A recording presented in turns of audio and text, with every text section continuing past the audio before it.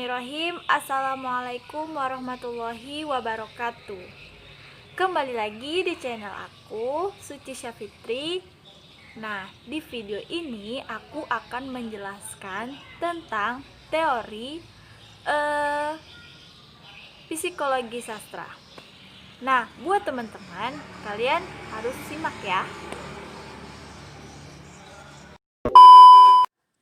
Psikologi sastra merupakan kajian sastra yang pusat perhatiannya pada aktivitas kejiwaan, baik dari tokoh yang ada dalam suatu karya sastra, pengarang yang menciptakan karya sastra, bahkan pembaca sebagai penikmat karya sastra. Menurut Endaswara, psikologi sastra adalah kajian sastra yang memandang karya sebagai aktivitas kejiwaan. Pengarang akan menggunakan cipta, rasa, dan karya dalam berkarya. Karya sastra yang dipandang sebagai fenomena psikologis akan menampilkan aspek-aspek kejiwaan melalui tokoh-tokoh jika kebetulan teks berupa drama maupun prosa. Menurut Rohan, dalam Endaswara, psikologi sastra akan dipotong oleh 3 pendekatan sekaligus. Pertama, pendekatan tekstual yang mengkaji aspek psikologis tokoh dalam karya sastra.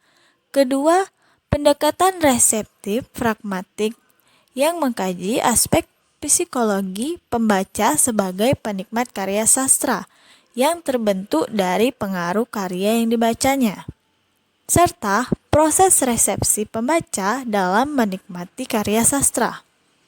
Ketiga, pendekatan ekspresif yang mengkaji aspek psikologis sang penulis ketika melakukan proses kreatif yang terproyeksi lewat karyanya, baik penulis sebagai pribadi maupun wakil masyarakatnya.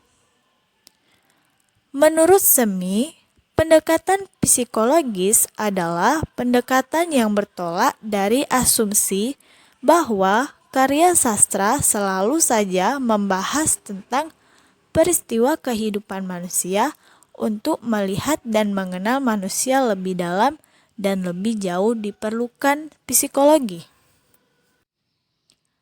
Freud dalam Subrata meninjau kepribadian manusia dari 3 aspek, yaitu aspek struktur kepribadian manusia, aspek dinamika kepribadian, dan aspek perkembangan kepribadian. Struktur kepribadian menurut Freud pada umumnya dibagi menjadi 3, yaitu ID, ego, dan superego. Yang pertama yaitu Das Es atau the ID. Das Es atau dalam bahasa Inggris the ID disebut juga oleh Freud System der Unbewusstsein. Aspek ini adalah aspek biologis dan merupakan sistem yang originan di dalam kepribadian.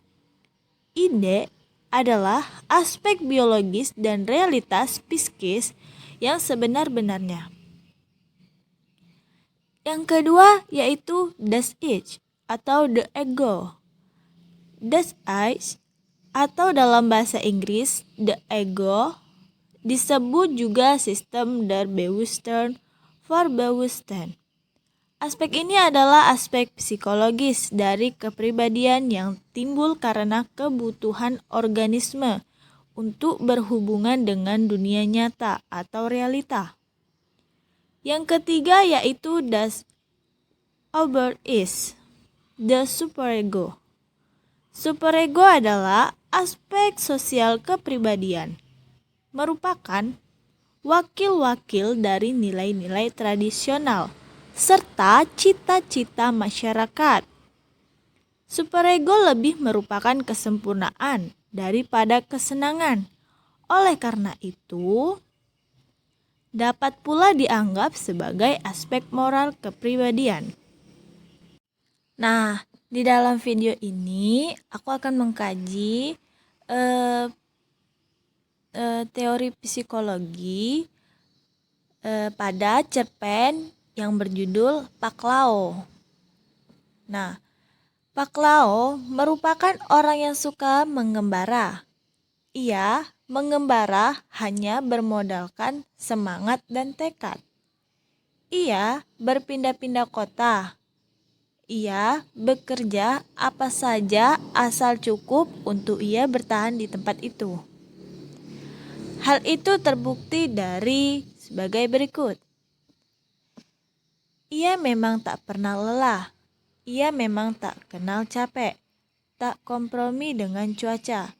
Baginya tak ada panas, tak ada dingin, tak ada suka, apalagi duka.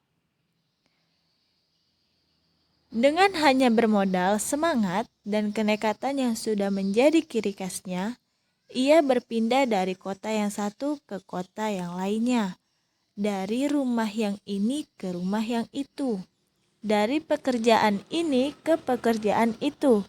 Dari buruh, mandor, penagih bank pelecitan, sampai karyawan sebuah bank ternama.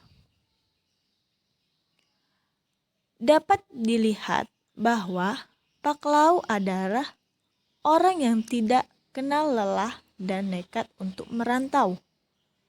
Ia tidak pernah memikirkan resiko di perantauan atau pekerjaan yang layak. Baginya, asalkan bisa memenuhi kebutuhannya itu sudah cukup. Keinginan Pak Lao untuk mendapat kedamaian tidak pernah terwujud. Ia telah pergi ke penjuru negeri, tetapi bukan ketenangan jiwa yang ia dapat, melainkan kedukaan. Ia melihat bahwa rakyat Indonesia harus menjadi buruh di negeri sendiri.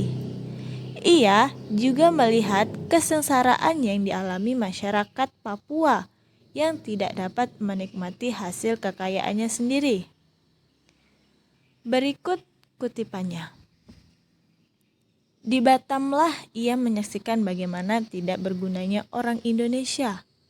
Di negeri sendiri saja, orang timur yang rata-rata berkulit coklat paling tinggi hanya bekerja sebagai buruh pada perusahaan orang-orang berkulit putih yang telah menjadi pemilik Pulau Batam. Tambang emas itu digali dan diformat sedemikian rupa, dan hasilnya dinikmati negara-negara lain yang lebih kaya, yang telah membeli negara Papua dari pemerintah. Pak Lao sering menyaksikan penduduk asli dirazia habis-habisan oleh polisi dan security perusahaan ketika melintas si kompleks Freeport. Mereka setiap hari menguruk pasir di dekat pembuangan limbah dari Freeport sambil selalu berharap bahwa mereka akan menemukan sisa-sisa emas yang mengalir keluar, yang lolos dari saingan penambangan emas Freeport. Oh, sungguh memilukan bangsa yang malang ini, gumamnya ketika ia menyaksikan semua peristiwa itu. Dapat dilihat bahwa Pak Lau geram dengan nasib bangsanya yang malang.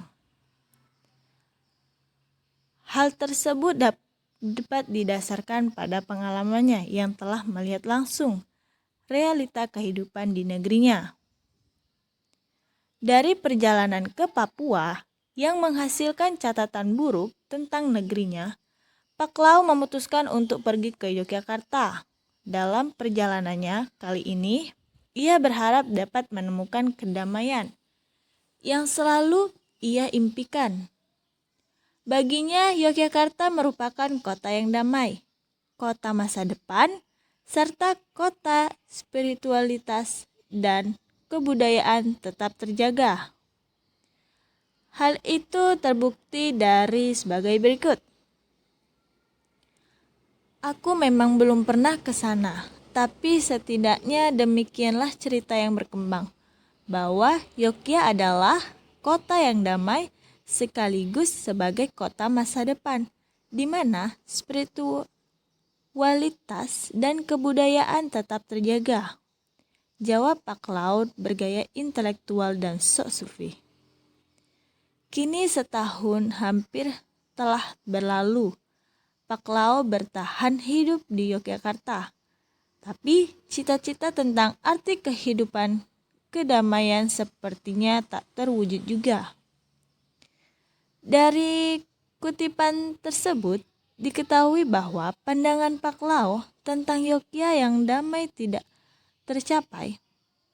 Hal tersebut yang membuat Pak Lao memutuskan untuk pulang ke kampung halamannya. Setelah pulang kembali ke kampung halamannya dan bertemu orang tua, sanak saudara dan teman-temannya, ia memutuskan untuk pergi ke laut. Menurutnya, laut merupakan tempat yang dapat membuat kedamaian kepada. Di lautan yang luas, jauh dari hingar-bingar kehidupan, sehingga Pak Lao dapat merasakan kehadiran Tuhan dengan melihat luasnya jagat raya yang terbentang di hadapannya. Hal itu terbukti dari sebagai berikut. Sesampainya di Tanah Mandar, setelah bertemu dan melepas kerinduan dengan ayah ibunya, dengan saudara-saudaranya, dengan kerabat dan tetangga-tetangga dekatnya, Pak Lao langsung bergegas menuju ke laut, mendorong perahu ke bibir pantai, lalu mendayungnya ke laut lepas, hingga ke tengah laut.